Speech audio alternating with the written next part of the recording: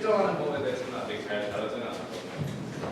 우리가 역사적으로 봤을 때 예전부터 다양한 방법으로 초전도 큐빗을 측정을 해왔는데 요즘이라고 하니까 한 2000년대 중반부터 많이 쓰던 방법이 큐빗을 이 레조네이터, 그러니까 일종의 할모닉 어스레이터, 마이크로웨이브 연산에 있는 할모닉 어스레이터에 커플시키고 그것을 활용해서 큐빗의 상태를 측정하는 방법이 현재 가장 많이 쓰이고 있고요. 그런 것들을 설명하기 위해서는 이제 큐빗하고 이 할모닉 어스레이터가 커플이 되어 있을 때 그런 현상들을 기술하는 것들을 좀 알아야 돼서 그런 것들에 대해서 다음 수업 시간까지 아마 다루도록 하겠습니다. 그래서 이 설계 큐빗이라는 말이 있어요. 제가 그렇게 좋아하는 단어는 아닌데 설계 큐빗이가 뭐냐면 제가 이해하는 바로는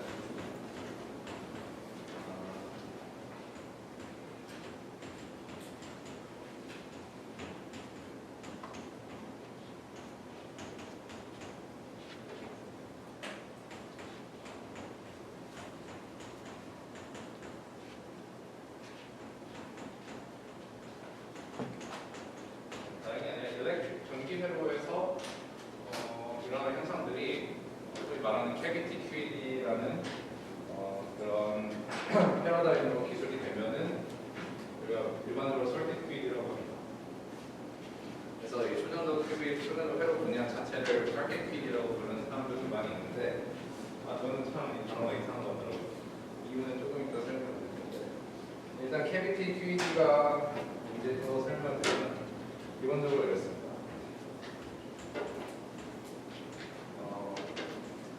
이게 인증이 이렇게 나오니까 옛날에 그 광학 경영대에서 옵티컬 패브릭 캐비티에 원자를 인터페이스 시켜가지고 하는 그런 실험들로부터 당연히 기인을 이용했고요. 그래서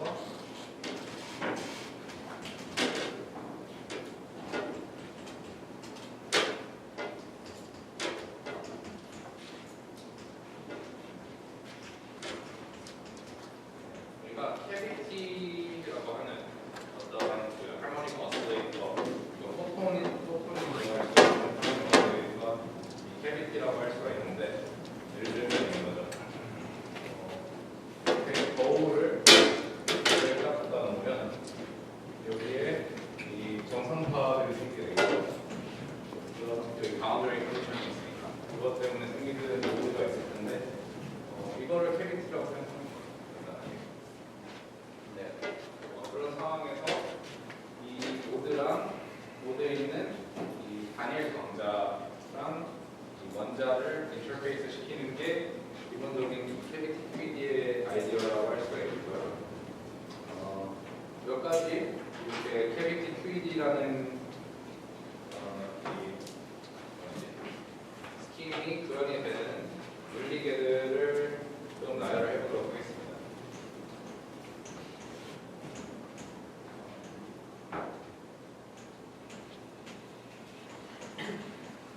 최초로 이 캐비티 큐빗가 제대로 보여진 거는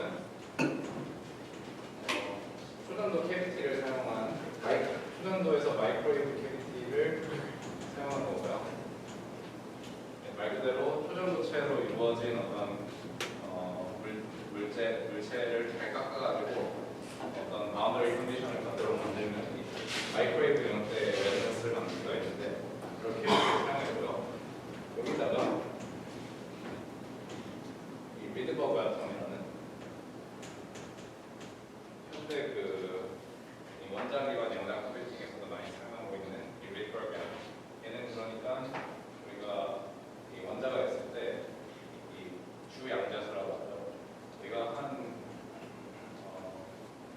몇십 이상으로 많이 들떠 있는 그런 원자들을 미드버그 아톰이라고 하는데 그런 경우에 얘가 갖는 다이포 모멘트가 크기 때문에 일반적으로 강한 커플링을 구현이 가능합니다. 그래서 이런 시스템을 사용해서 캐비티 큐빗을 하는 게 사실 가장 최초의 성공적인 어프로치였다고 하고요.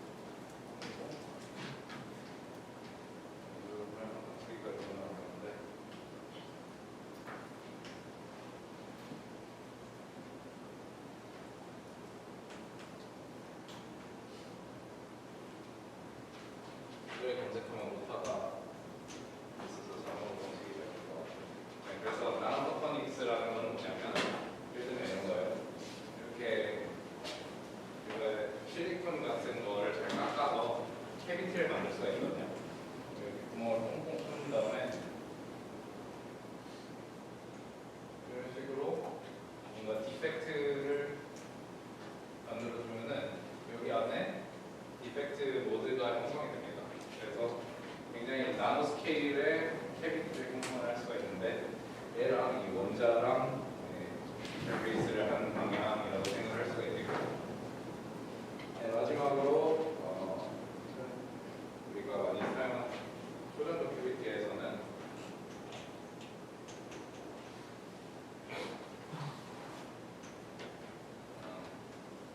칩 위에 마이크로웨이브 이 레소네이터나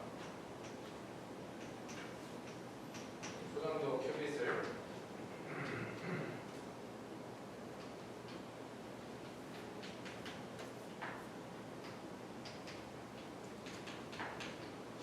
섞은 이런 방향들도 있습니다. 참고로 이거 이외에도 여러 가지 다른 물리계들이 있는데 다양한 물리계들에서 일어나는 현상이 이 캐비티 퀴디라는 이 피직스로 기술이 된다는 점에서 이 캐비티 퀴디라는 말은 사실 물리 플랫폼의 디테일하고 좀 상관없는 단어인 것 같은데 여기다 서킷을 붙여놔서 이게 좀 마음에 안 든다는 겁니다. 아무튼 그래서 이 서킷 퀴디라는 이 플랫폼이 어떤 식으로 구현이 되는지 볼 거고요. 그래서 일어나는 현상들에 대해서 기술을 하도록 하겠습니다. 그래서 이 마이크로웨이브 레소네이터랑 초전도 큐빗이랑 우리가 커플을 시켰는데 제가 슬라이드 지금까지 보여준 것 중에 이렇게 생긴 슬라이드 그림을 아마 보신 적이 있을 겁니다. 트랜스폼 큐빗 페이퍼에도 이런 그림이 나와 있습니다.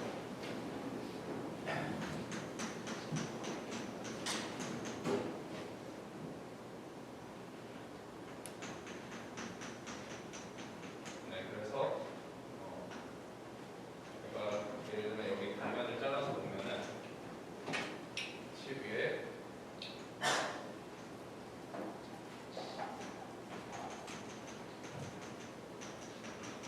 이렇게 되어 있거든요. 그래서 이 구조가 뭐냐면 코플레이너 웨이브가이드라는 구조인데 이 선을 따라서 우리가 마이크로파 신호를 전달할 수 있는 일종의 원칩 웨이브가이드 혹은 트랜스미션 라인이라고 생각을 할 수가 있습니다. 근데 그래서 여기는 이 마이크로파 전파가 가능한 구간인데 여기를 이렇게 끊어놓은 거예요. 중간에 끊어놓으면 얘가 이 리플렉티브한 바운더리 컨디션을 주기 때문에 여기에 이렇게 정상파가 형성이 됩니다. 이런 레소넌스를 갖습니다. 그래서 일렉트릭 필드를 표현하면은 막 이렇게 되어 있는 이런 정상파를 서포트할 수 있는 구조가 생기는데 이런 애들을 이 코플레이너 웨이브가이드 레소네이터라고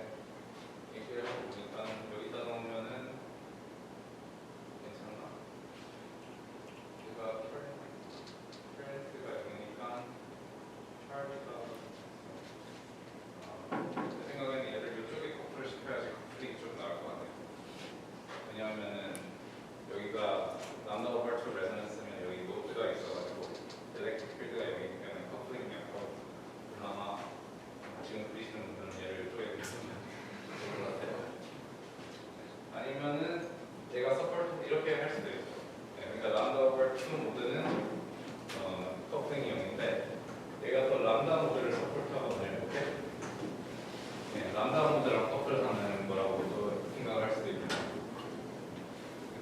그런 건 람다 레지던스랑 커플하는 네, 그렇습니다. 이렇게 표현하는 방법이 있고요. 또 그 엑스몬 큐빗에 대해서 설명을 드렸었잖아요. 트랜스몬 큐빗인데 이렇게 플로팅하고 있는 두 개의 아일랜드로 구성이 된 게 아니라 이 정션을 통해서 그라운드 플레인으로 이렇게 들어가 있는 그래서 뒤끝쪽에 다 메탈인 구조가 이 엑스몬 큐빗인데요.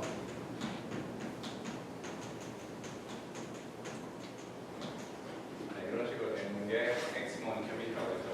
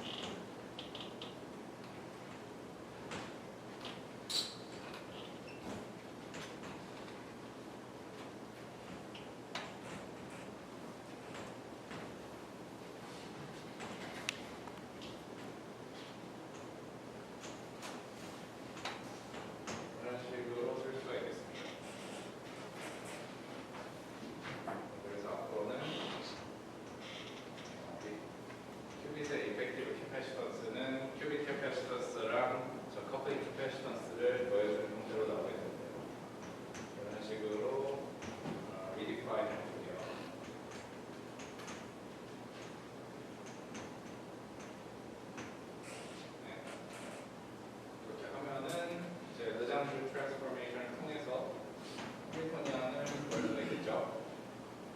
그래서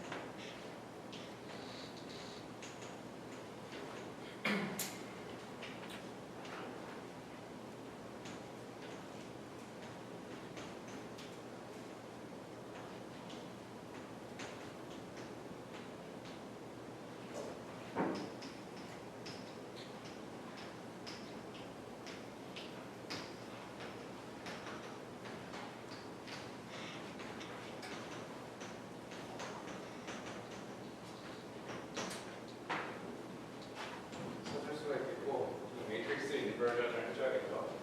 그래서 매트릭스 인버전을 해주면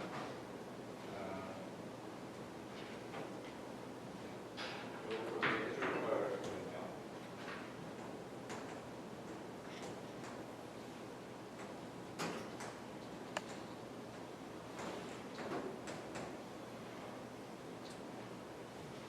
숙제에서 많이 봤던 것 같죠?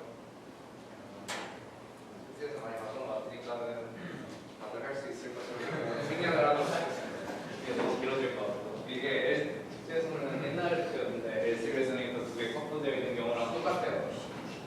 똑같으니까는 믿고 하시면 됩니다.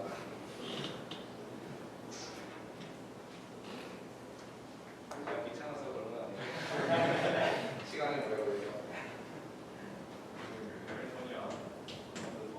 네.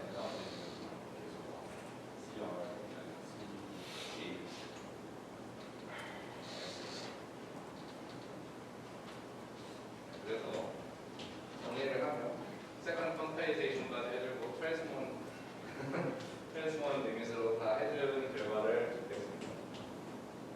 그러면은 먼저 레저네이터의 해밀토니안이 이렇게 적을 수가 있겠고요. 이제 이거부터 봅시다.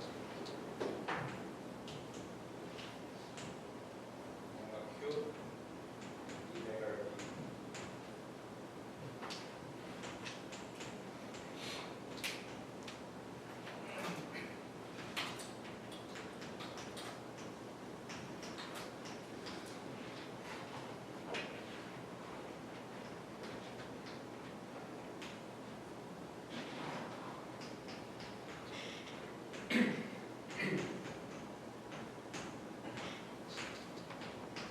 이런 식으로 적어줄 수가 있고요. 여기서 A는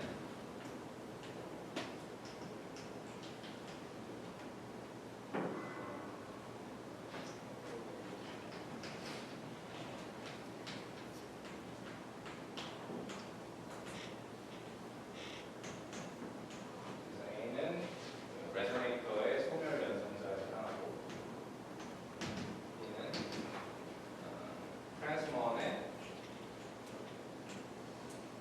소멸 연산자에 해당합니다.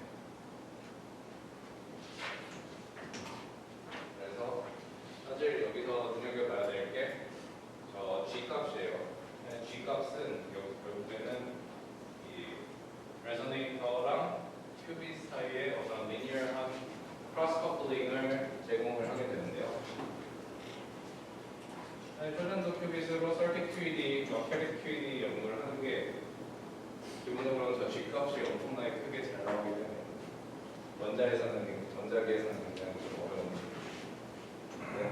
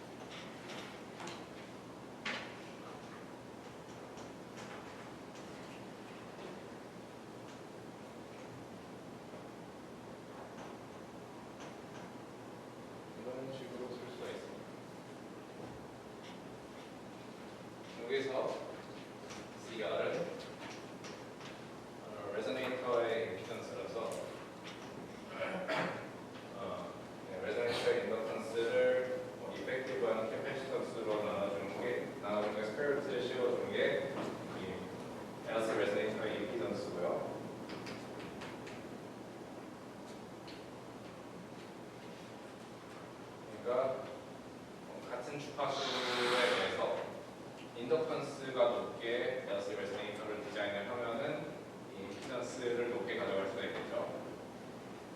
그리고 여기 RK라는 상수가 있는데 그게 또 펀더멘털한 상수입니다.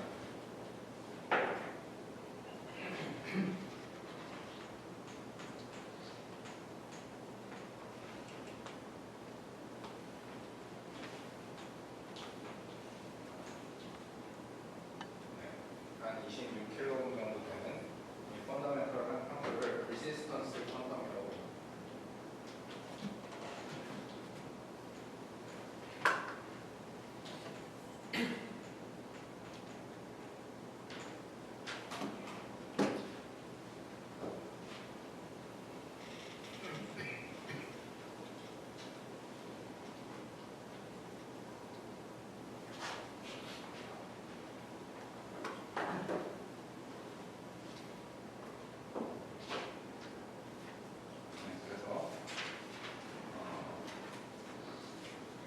트랜스폰 큐빗하고 베어스 레소네이터가 커플되어 있는 해밀턴이라는 것, 커플링 컨스턴트를 유도는 안 하고 적어봤습니다. 저 G를 통해서 우리가 알 수 있는 게 있는데요. 생각해 볼 만한 점이 있습니다.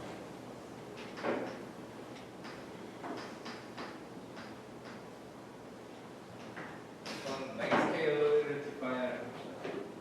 이게 뭐냐면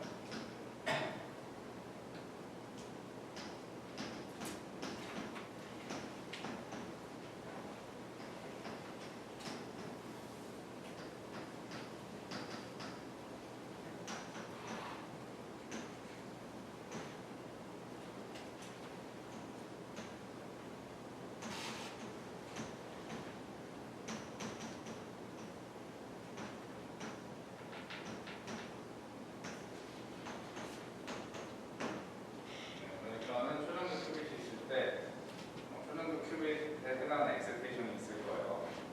그게 있을 때 그 슈퍼페어가 평균적으로 조셉슨 정션을 건너서 얼마나 왔다 갔다 거리나 이거의 랭 스케일이 L이라고 그러니까 정의를 해주겠습니다. 자, 그러면 또 볼만한 점이 뭐냐면 우리가 저 커플링 에너지 있잖아요. 얘를 electrical dipole 에너지로 우리가 아이덴티파이를 할 수가 있습니다. 그래서 예를 들면은 이런 식으로 써볼게요. 이거의 스트렝스를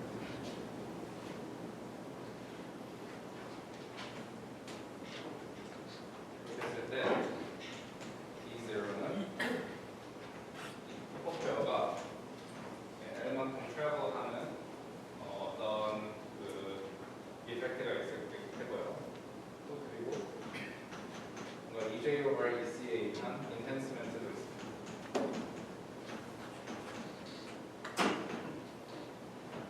그래서 얘를 트랜지션 다이폴이라고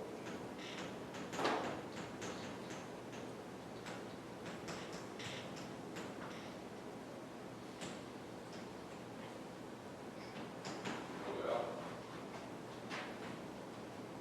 그리고 이 유실론 나시라고 하는 거는 일렉트릭 필드죠.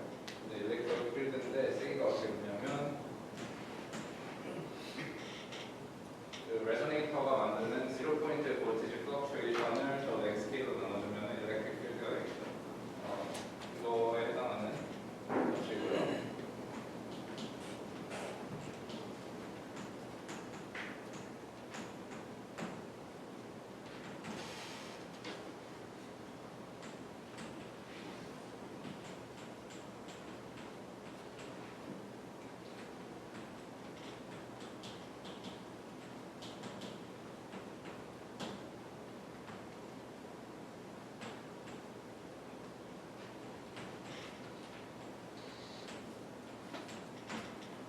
이런 식으로 적을 수가 있겠습니다. 중요한 게 뭐냐면 초전도 큐빅에서는 이 두 개의 컨스턴트 둘 다 높게 만들 수가 있습니다. 그래서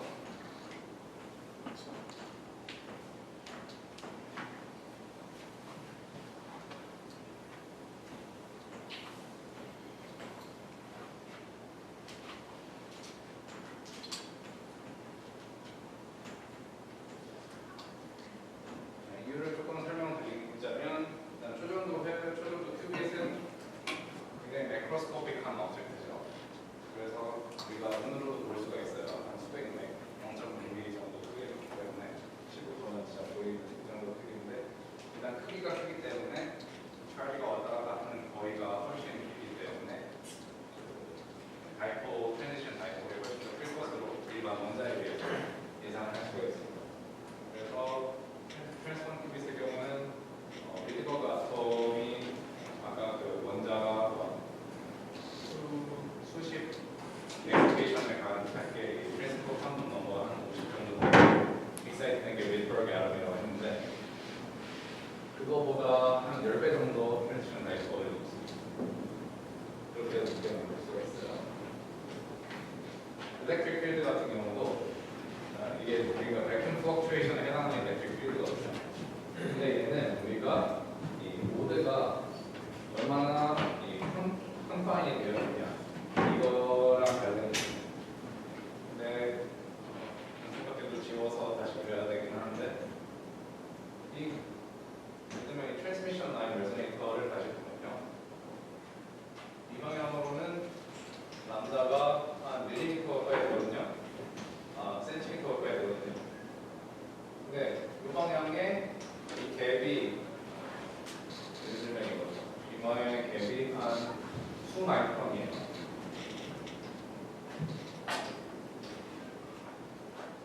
그러니까는 여기에 한 10의 4승 정도 차이가 나겠죠.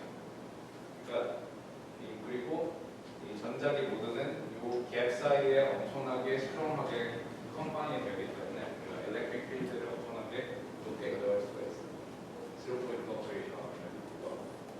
그래서 0포인트 플럭추에이션의 볼티지가 한 마이크로볼트 정도 되고 여기가 막 마이크로미터 되면은 대략 꽤 높은 전기장이 이 백큐 플럭추에이션으로 존재하는 것으로 생각을 할 수가 있겠죠. 그래서 두 가지를 합치면 둘 다 세기 때문에 엄청나게 센 커플링을 만들 수가 있다. 초전도 회로에 굉장히 큰 장점이라 할 수가 있고요. 그래서 이런 것들을 활용해서 양자 광학 폴바들을 재탐구하고 또 예전 양자 광학 플랫폼에서는 구현하지 못했던 연구들을 초전도 회로에서 많이 수행을 했었습니다. 한 2000년대 중후반부터 해서 저도 그쪽 연구를 조금 했었고요. 그래서 그 값을 다른 방식으로 한번 써보도록 하겠습니다.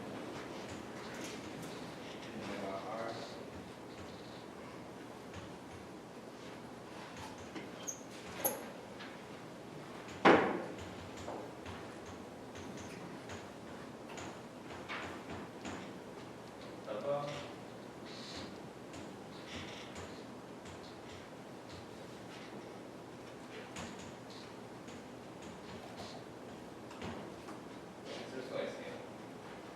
그래서 상수 갖고 장난을 많이 치면은 다르게 해석을 할 수가 있어서 미셸 데브라라는 분이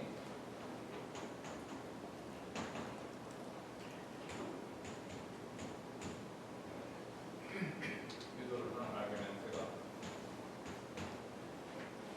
재밌어요. 이게 읽어볼만 합니다. Order of magnitude calculation 뭐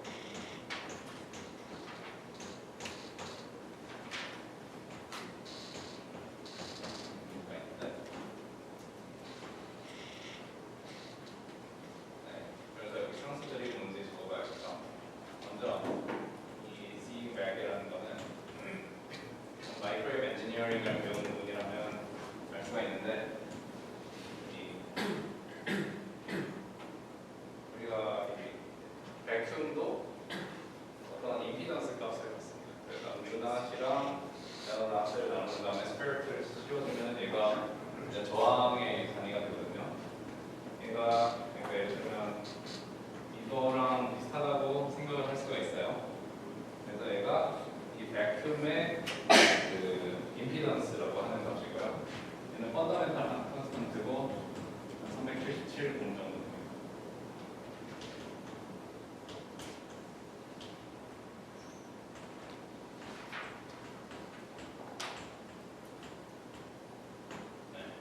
여기 나와 있는 알파가 뭐냐고 물어볼 수가 있는데 신기하게도 이 알파는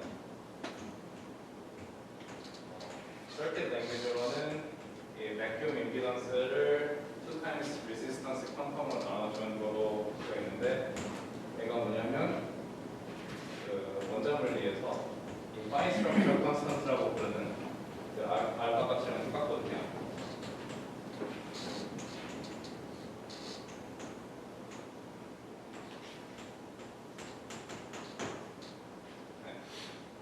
그래서 이게 원자 물리에서 쓰는 값인데 왜 여기서 튀어나오냐 이렇게 물어볼 수가 있는데 결국에는 이게 이 전기와 자기 에너지의 세기의 차이를 나타내는 상수가 이 fine structural constant라고 할 수가 있기 때문에 저는 굉장히 펀더멘탈한 물리량입니다.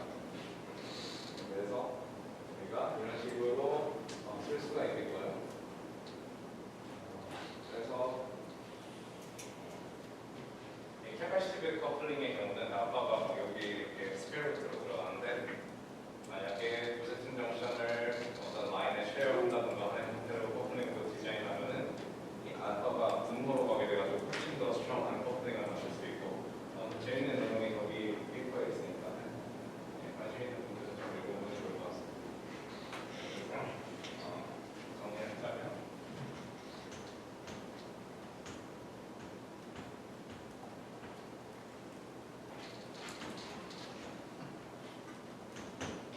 G는 굉장히 크게 만들 수가 있다.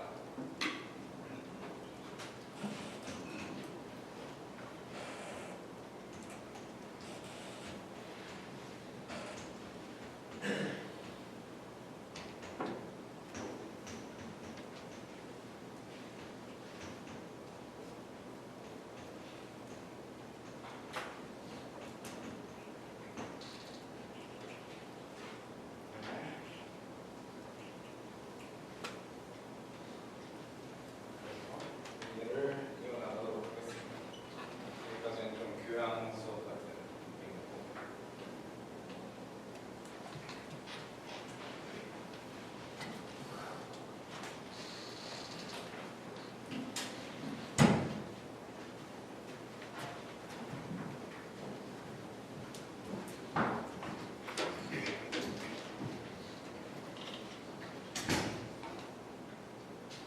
그래서 아까 우리가 유도한 해밀턴이라는 그 A랑 A대가 B랑 B대로가 있는 그런 해밀턴이 아니었죠. 그래서 이제 two level approximation을 통해서 그냥 큐빅하고 레소네이터 사이의 피직스를 기술을 하도록 하겠습니다.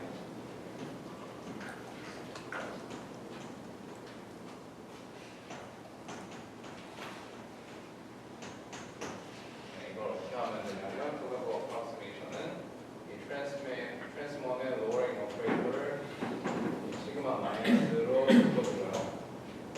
creation operator를 시그마 플러스로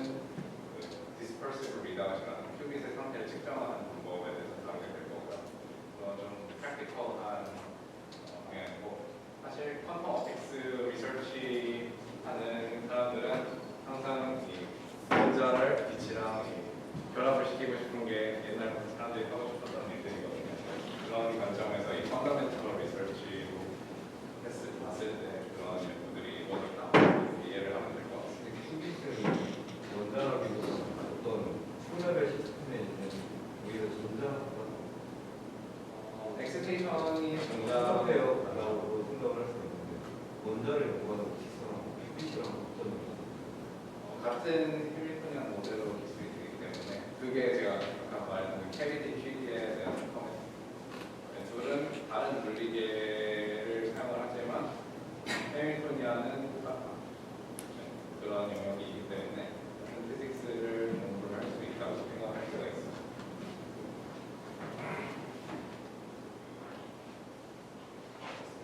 그래서 이런 해밀토니안이 있을 때 해밀토니안은 사실 분석을 하면 좋겠지만은 굉장히 어렵습니다.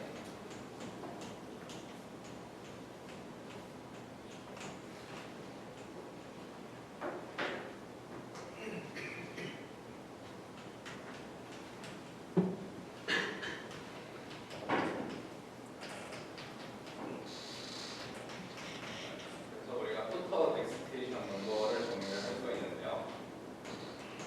이게 뭐냐면 이 레소네이터에 있는 포톤 수랑 큐빗의 이 엑스테이션 수를 더해준 거 라고 하면 될 것 같습니다. 근데 이쪽 해밀토니안의 얘를 취해서 보면은 이 커뮤테이터가 0이 아니기 때문에 해밀토니안은 이 토탈 넘버의 아이겐스테이트로 해밀토니안의 아이겐스테이트는 이 토탈 넘버의 아이겐스테이트가 아니죠. 사이먼테니어스 아이겐스테이트가 없기 때문에 얘는 그 퀀텀 넘버가 아닙니다. 그렇기 때문에 생각을 해보면 얘는 상당히 그 애널리티컬하게 풀기가 복잡합니다. 그리고 꽤 최근까지만 해도 애널리티컬하게 풀 수 없는 줄 알았어요. 제가 이렇게 말하는 이유는 최근에 푼 사람이 있다는 거죠. 그래서 cannot be analytically solved 아니라 easily analytically solved라고.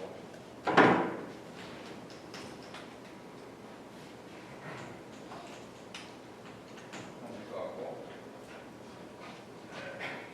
저는 수학을 잘못하기 때문에 이거 따라가지고 보거나 혹시 관심 있으신 분들은 이거를 애널리티컬하게 어떻게 풀었나 한번 찾아보셔도 좋을 것 같습니다.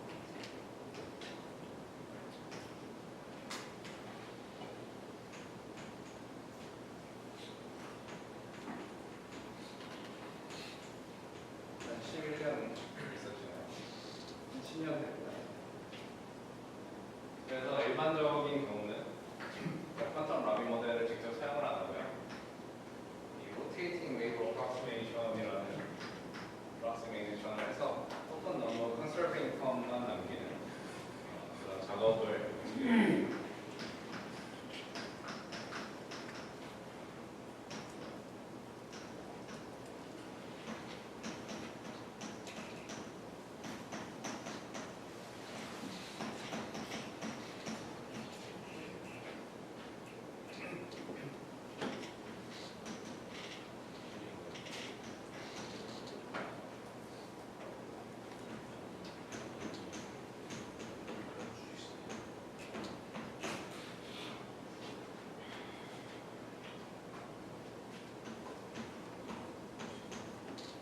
그래서 얘네들을 이런 텀들을 제거를 해서 나오는 모델을 우리가 연장 방학 공부할 때 가장 많이 쓰는 모델인 제임스 커밍스 모델이라는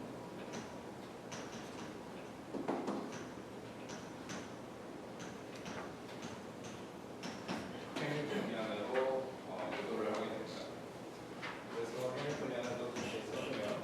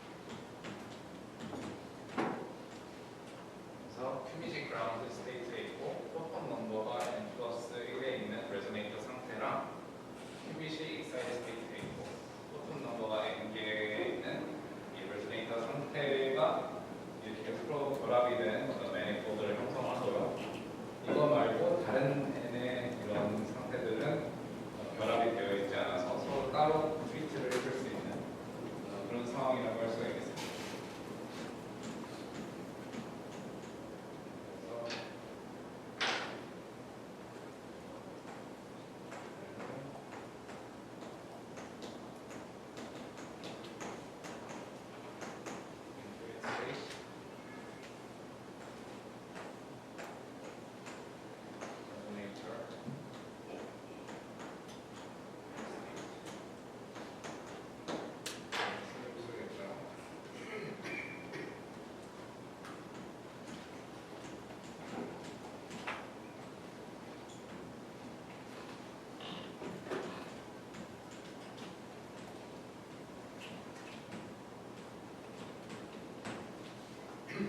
그래서 실제로 계산을 해주면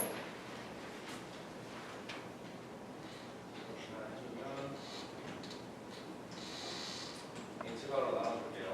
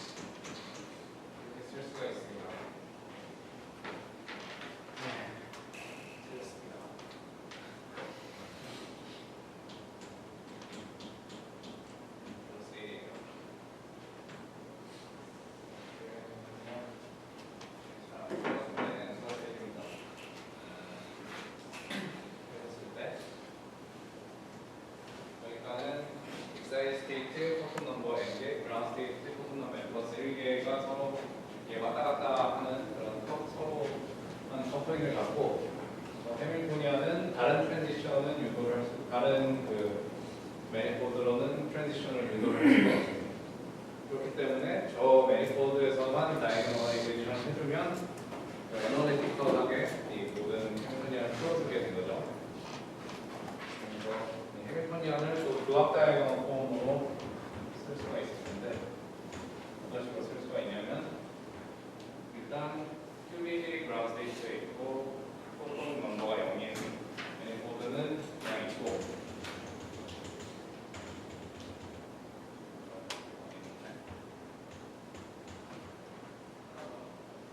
토탈 엑스펙테이션 넘버가 1인 매니포드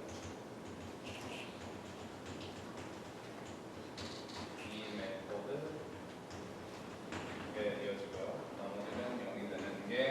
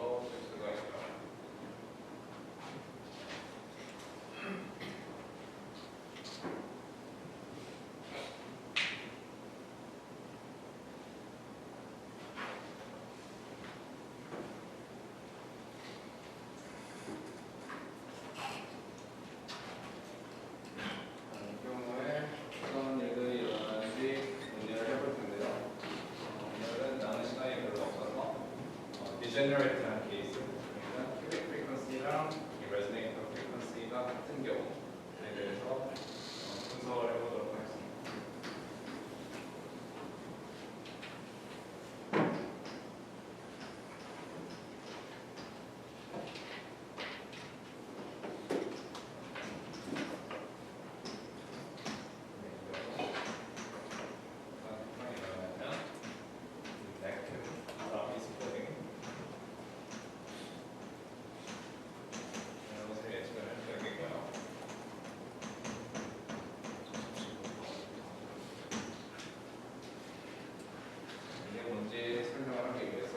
에너지 레벨 다이어그램이 좀 그려져야 될 것 같습니다. 그래서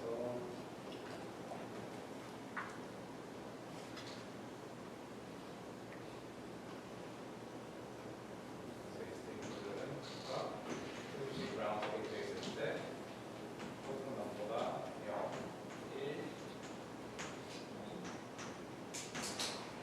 3이 되는 그런 상태들이고요. 그래서 이렇게 올라가겠죠.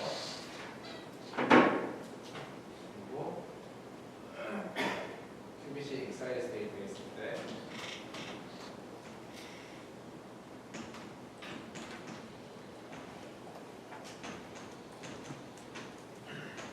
이렇게 올라갈 거고요. 그리고 이 프리퀀시가 resonate 프리퀀시가 되고, 그리고 여기 바닥을 reference 했을 때 이 상태가 큐빗의 트랜지션 프리퀀시가 되겠죠. 그래서 얘가 지금 동일한데 이걸 고려를 하는 겁니다. 자, 그렇게 했을 때 이 커플링이 어떻게 주어지냐면 여기 커플링 값이 나왔는데 이 커플링 값이 이 포톤 넘버에 대해서 의존하는 스퀘어 루트 n의 디펜던스를 갖습니다. 여기 결국에는 annihilation operator apply 할 때 나오는 스퀘어 루트 n으로 나오는 건데요. 그래서 얘네 둘 사이의 커플링이기 때문에 아이겐 스테이트들은 얘네 둘 상태가 믹스되는 이런 상태를 띠게 되겠습니다. 그리고 이 스플리팅은 여기의 경우는 2 타임스 t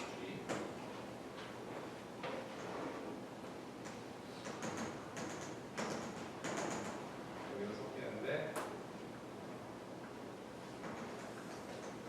이 경우는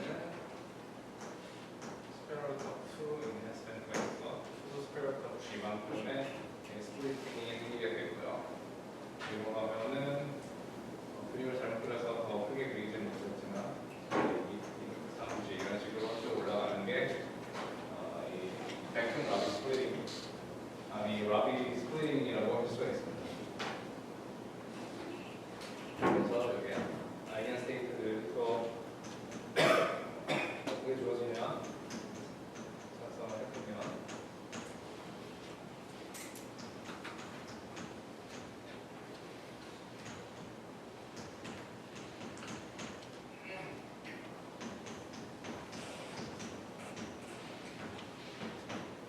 이렇게 있고 아이겐 에너지는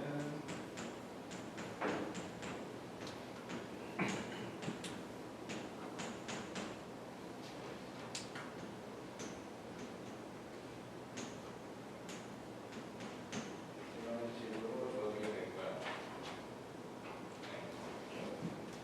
그래서 얘가 스퀘어 루트 n만큼의 커플링 인핸스먼트가 있는 것을 기억해야 될 것 같고, 사실 아까 언급을 했어야 될 것 같은데 초년도 큐빅 같은 경우는 이 G값이 한 150MHz 정도는 잘 나오고요. 기가헤르츠로 만들 수도 있습니다. 더 세게도 만들 수가 있고.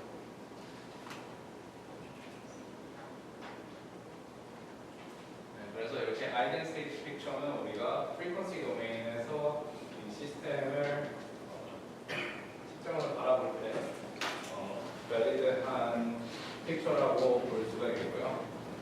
그래서 저 해밀턴 현이 있으면 이 상태의 타임 에볼루션이 어떻게 될 것인가 대해서 또 설명을 해볼 것 같습니다.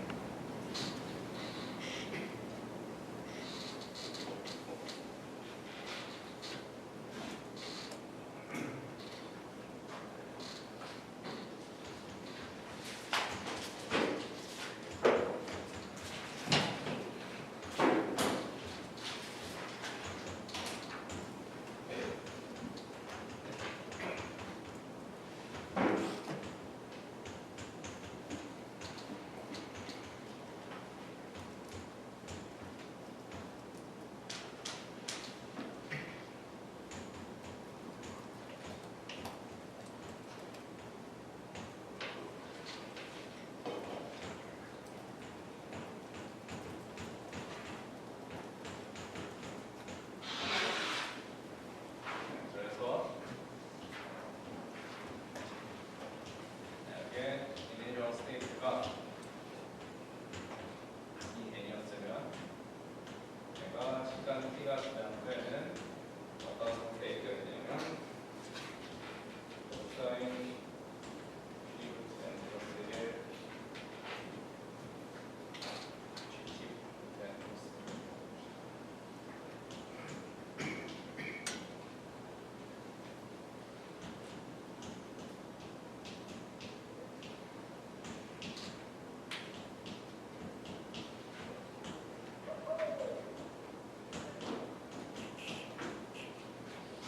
이런 식으로 쓸 수가 있고요. 따라서 우리가 각 상태의 population의 oscillation frequency가 뭔지를 물어보면 이렇게 하겠습니다.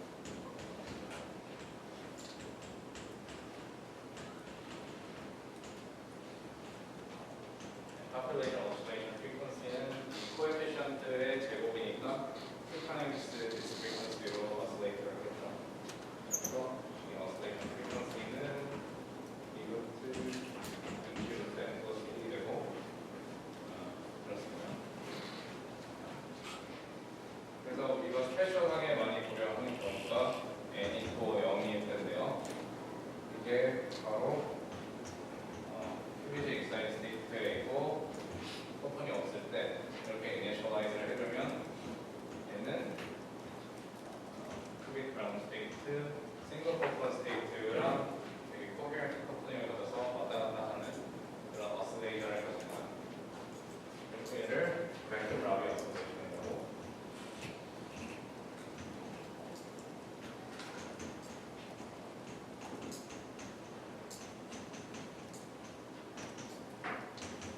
그래서 이런 식으로 사실 원래 단일 가운데 상태는 상당히 준비하기가 어려운 상태거든요. 우리가 하모닉 어스레이터의 외부 구동을 가하면 코헤런트 스테이트가 생긴다고 숙제에서 다뤘던 것 같은데, 그래서 단일 가운데 상태는 되게 굉장히 이는 퍽 스테이트라고 부르는데 일반적으로 이 A라고 불리는 상태는 만들기가 굉장히 어려워요. 그래서 큐비처럼 이 단일 엑스테이션의 컨트롤을 할 수 있는 엘리먼트를 사용을 하면은 이렇게 싱글 포턴 스테이트 혹은 퍽 스테이트를 준비를 해줄 수가 있습니다. 그래서 이런 것들을 활용해서 예전에 엄청 non-classical한 마이클 레즈네이터의 스테이트를 만들었다 그런 얘기들도 초창기에는 있었고요. 그런 건 어떻게 프리페어 해주면 되냐면 여담이지만 우리가 여기서 여기로 가는 거는 이 파이퍼스 쏴주면은 그라운드 스테이트에서 엑사이트 스테이트 갈 수 있거든요. 파이퍼스 쏴주고 이만큼 시간 기다려주면은 내가 여기 코헤런트 어스레이션을 하기 때문에 여기로 이렇게 넘어가거든요. 그 다음에 또 파이퍼스 쏴주는 거예요. 그러면 또 여기로 가는데 그 다음에 코헤런트 어스레이션 때문에 왔다 갔다 하는 거 연습을 하고 이런 식으로 하면은 이 퍽 스테이트를 우리가 생성을 해줄 수가 있습니다.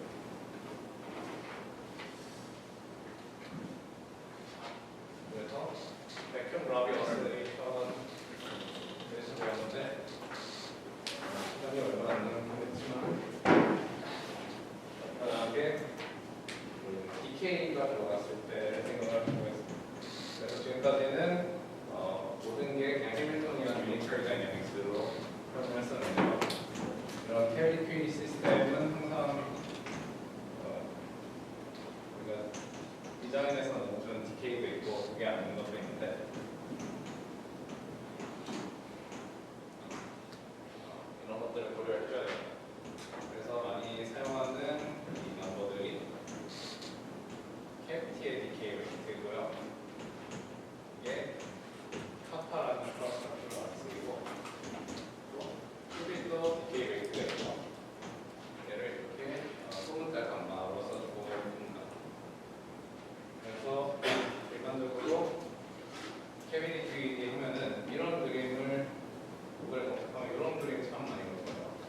그래서 큐빗이 있고 이게 레저네이터가 있는데 이 모드의 커플링이 G로 주어지고 이 레저네이터에서 커플링이 리아웃하는 레이트가 안 나고 마지막으로 이 원자 혹은 큐빗이 릴렉스 하는 레이트를 감마라고 표현을 해주는 겁니다. 그래서 이런 레이트가 있으면 이 백앤 라비 오실레이션이 있을 때 댐핑이 발생하겠죠. 감소의 진동을 하게 되겠죠.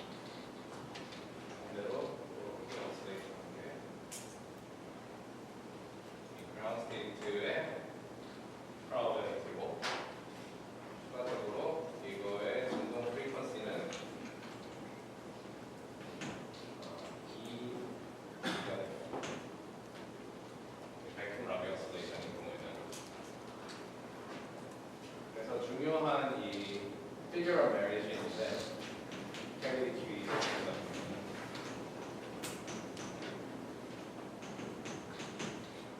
기본적으로는 이 coherent한 커플링 랭크 G랑 우리가 일반적으로는 원치 않는 카파나 감마 같은 디케이 레이트들의 경쟁에 의해서 다이내믹스가 결정이 된다고 할 수가 있고요. 그래서 얘는 G는 coherent, 얘는 incoherent 라는 프로세스고 이 figure variation이 뭐냐면 supracubity라고 부르는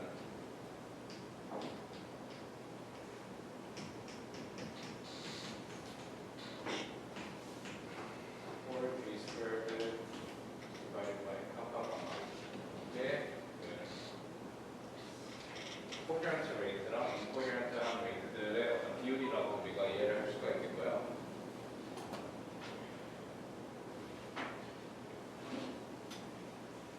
얘를 좀 더 의미를 부여를 하자면 우리가 oscillation frequency가 G잖아요. 아, 2G잖아요. 그렇기 때문에 시간 t만큼 지났을 때 진동 횟수는 2GT를 2파이로 나누는 게 진동한 횟수겠죠. 근데 보통 몇 번이나 진동하냐 묻는다면 얘가 시스템의 디케이 레이트들에 의해서 결정이 될 거예요. 얼마나 많이 오실레이트를 할 수가 있는지. 그래서 이 넘버는 이걸 넣어주면은 프로티비티의 스퀘어루트를 2파이로 나눠서 모아서 결국에 이게 이 코헤런 오실레이션이 디케이 하기 전에 이펙티브하게 몇 번이나 일어날 수 있나를 얘기하는 거라고 생각을 할 수가 있겠습니다. 자, 그래서 이 프로티비티가 1을 넘는 것을 만드는 게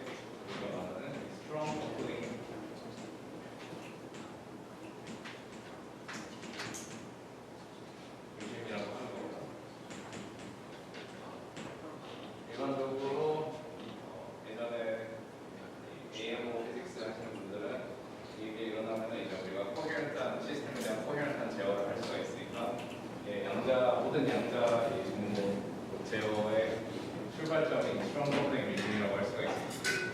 네, 네, 항상 마일스톤으로 불리는 거는 이렇게 백홈 라벨 그래서 관측하는 것이 되는 경우가 많고요. 초전도 큐비스의 경우는 2004년 중에 안드레아스 워로프라고 지금은 BTH들이 되어 있는데 쿠퍼 페어 값을 차트 큐비스랑 람다 버트 레드네이터랑 커플 시켜서 공개 최초로 알려져 있습니다. 그래서 스트롱 커플링 리딩 이외에도 초전 큐비스는 엄청 스트롱하게 만들 수가 있거든요. 그래서 마지막으로 코멘트만 드리자면 어트라 스트롱 커플링, 울트라 스트롱 커플링이라는 게 있어요.